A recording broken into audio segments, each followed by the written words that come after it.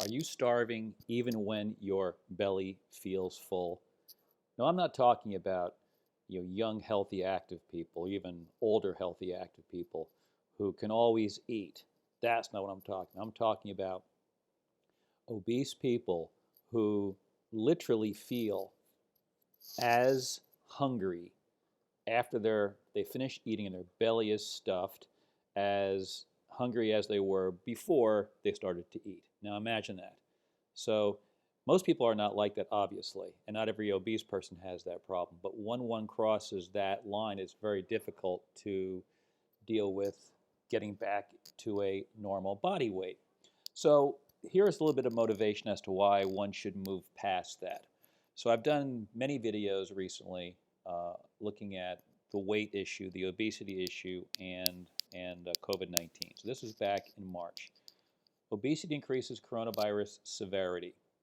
Now after that, I kept reading and reading and reading, and that's when I came upon information. It started basically in April, so it was about a month after this that allowed me to put together a bunch of information that demonstrated that obese people are actually the primary COVID vector, which means they are the primary ones that infect other people, or their biology creates a scenario where their biology leads to a greater infectiveness and contagiousness, which would make them the key super spreaders. So this is pretty important information and should be pretty motivational for the average person to shed their obesity back. So you don't have to be fully lean to not be hungry when you're full. You just need to calm down the obesity and the inflammation. I'll show you how that works. And finally, for this video, one more motivational factor for obese people who are concerned with climate change, for example. Look at this. So this is December 26, 2019. Global obesity epidemic may be contributing to climate change. So climate change is the word that replaced global warming, but the big issue for, that was the language used before that, and it was all about greenhouse gas emissions. So it turns out that, you can see here, we use data on greenhouse gas emissions from various sources and estimate that obesity is associated with about a 20% greater greenhouse gas emission scenario compared to the normal weight state. So there are many reasons for people to shed their pounds back, so at least they're just healthy or biologically healthy overweight individuals versus being metabolically obese. I'm going to show you the difference in a second. So this is the cover of my new immune health book, and this image represents 42% of the population in the United States. Big issue. Why is this such an issue? Well, the obese body is inflamed, which means the brain's inflamed. So when you flame up like this, your entire body, if you draw blood from your brain, if you draw it from your big toe or anywhere else, the same outcome would occur. It would be hyperglycemia, high triglycerides, high C-reactive protein, those type of things, which reflect an inflammatory state. So it's everywhere.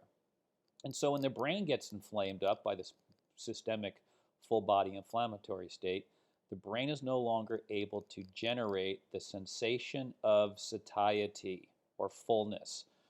And no longer hunger, actually, not just fullness. It is no longer hungry.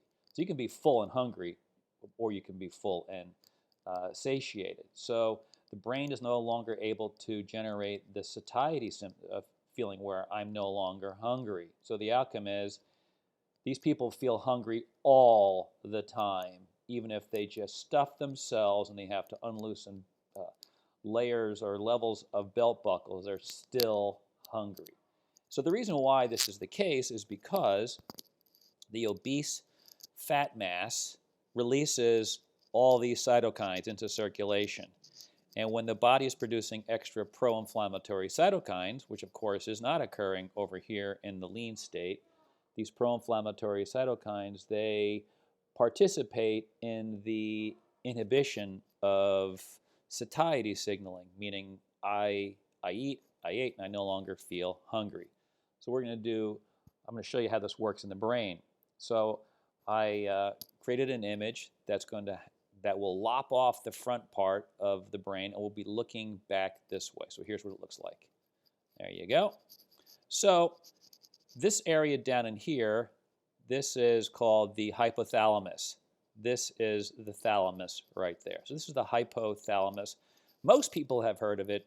Anyone who's taken anatomy classes or who has been through any healthcare education learned some hypothalamus anatomy, and of course everyone forgets immediately, which I did too, until my hypothalamus anatomy is based on hunger and pain modulation. So I know those nuclei pretty well. The other ones, there's just tons of them, and it's all complicated. So here are the key nuclei for satiety: the lateral hypothalamic area and the arcuate nucleus. So here's the arcuate nucleus, and obviously right there is the lateral hypothalamic area.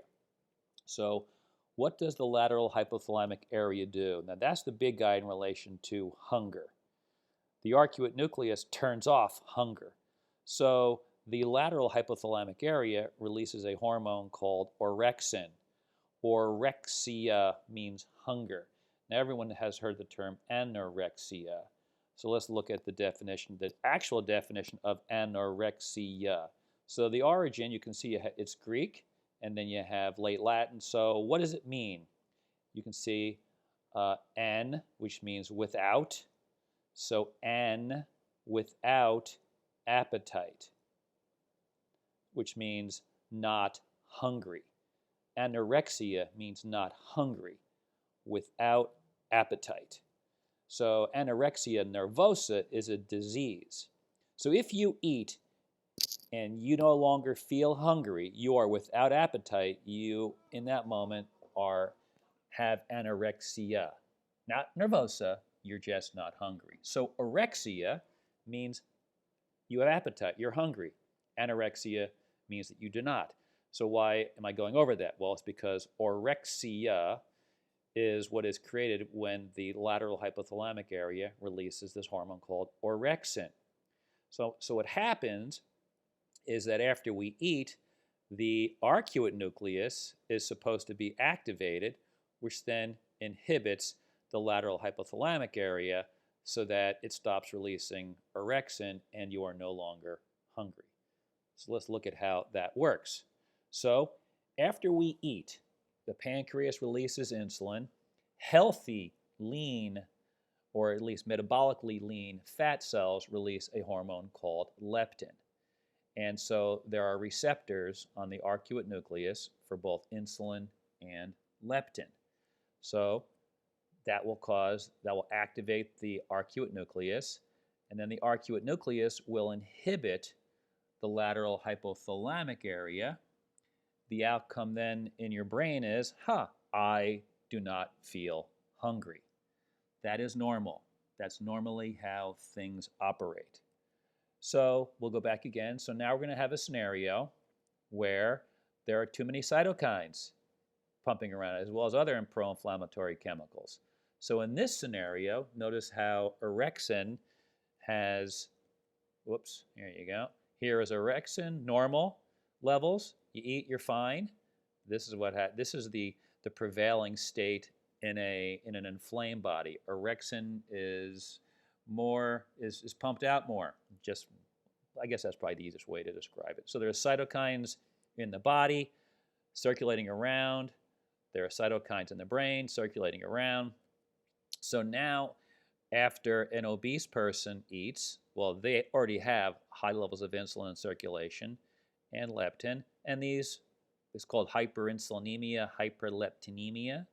So this is the state for an obese person. So when they eat, they pump out more. And the problem is that there is no inhibition of the arcuate nucleus, because the arcuate nucleus is no longer able to generate its anti-orexin signaling due to the cytokines that prevent the signaling. So the outcome is greater orexin release, which is a total nightmare, because this means that the obese person will be starving even though the belly feels absolutely stuffed. So the way to overcome this, at least initially, is to first of all accept that this scenario exists. And I describe all this in my weight loss book from, I think I put that out in August of 2018. So I describe a bunch of these problems. Why we feel stuffed, among other reasons why people have a hard time getting their body weight to normal. But one of the biggest issues is in the state in the state we're in. I mean, anyone who has this, it's not going to go away in the first day. For some people, it gets a lot better within a week. For some people, it's gone in a month or two, which is what you want. So we have to deal with feeling hungry even though the belly is stuffed. And so you just need to know, if this is you or patients, clients of yours, that this is a process that one must work through. And so if their brain is prepared for it, then they can deal with it. So what would be the best recommendation for, for all of us, but particularly for this population? Well, when I used to fly a lot, here's an example of one of the snacks. So I always look at the calories. I'm always curious about the calories. You can see here in this little Health Warrior bar, 100 calories. Now this is basically literally a 1-bite bar if you're just going to shove it all in your mouth, but it's a 2 or 3-bite bar otherwise. If you're being really polite, 3-bite bar, small bites. So how many bites would it take to eat all of this pound worth of spring mix? So you can see this is the cheapest organic spring mix. This is what they sell at Aldi. It's like $4.25 compared to $6, $7, $8, $10 elsewhere. So the same amount of calories are in the lettuce or the spring mix versus the Health Warrior bar. So what should that tell us to do? Well, if I was hungry, right now, if I was hungry and I was to eat the Health Warrior bar, I would still feel hungry, just because so little space has been taken up. So I wouldn't feel full at all, because I feel no longer hungry when I'm full.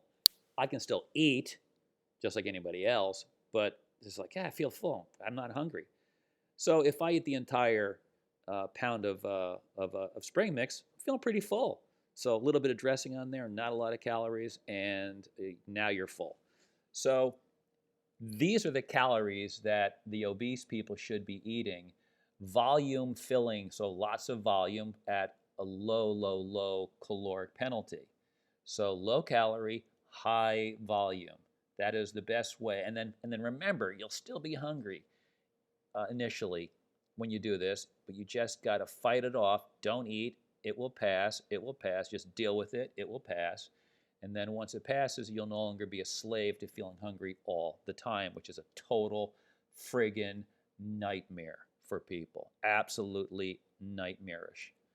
So this is the back of the book that I showed you before. You can see the different topics that are discussed. How the obesogenic environment makes you fat.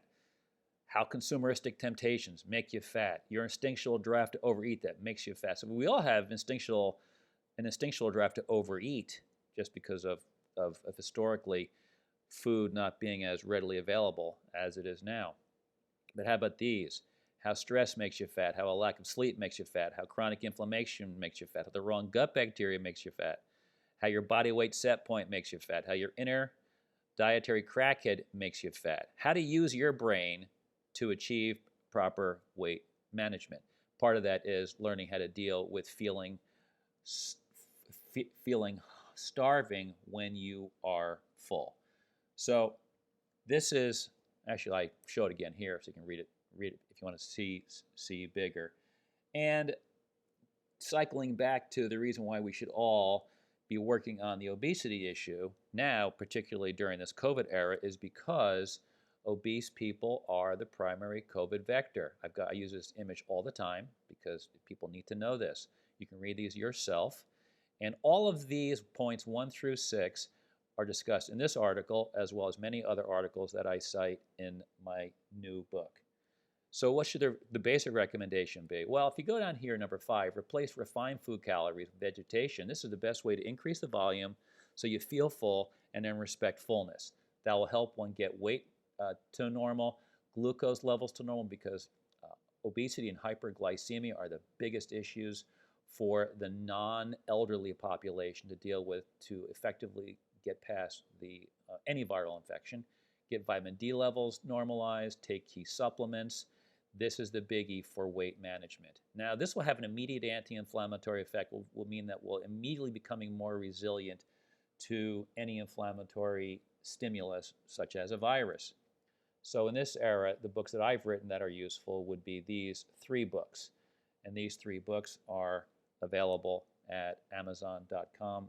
These are single copies, and if you want volumes for your practice or your whatever business that you're doing, bookstore, whatever, you can get them at dflame.com, where you can get volume discounts, as you can see on the home page. There you go, volume discounts available.